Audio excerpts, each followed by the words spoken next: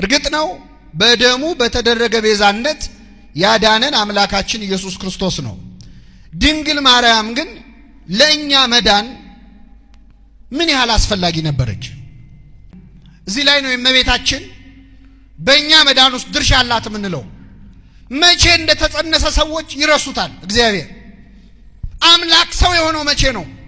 ገብርኤል መጥቶ ትጸንሻለሽ፣ ደስ ይበልሽ፣ ጸጋ ይሞላብሽ ወይ ሲላት ጸንሳለች? አልጸነሰችም? አልጸነሰችም። ወንድ ልጅ ትወልጃለሽ ሲላትስ ተጸንሷል? አልተጸነሰም። ዘመድሽ ኤልሳቤጥ ከጸነሰች ስንት ወር ሆናት? 6 ወር ሲል ተጸንሷል? ምንድነው የሚጠብቀው እግዚአብሔር ለመጸነስ? እነሆኝ የጌታ ባሪያ እንደ ቃልህ። ልክ ይህንን አረፍተ ነገር ተናግራ ስትፈጽም እግዚአብሔር ከሰማይ ወርዶ በእኛ መካከል ተገለጠ። የሁላችን ድህነት በድንግል ማርያም ማህፀን ውስጥ የዚያን ጊዜ ተጀመረ።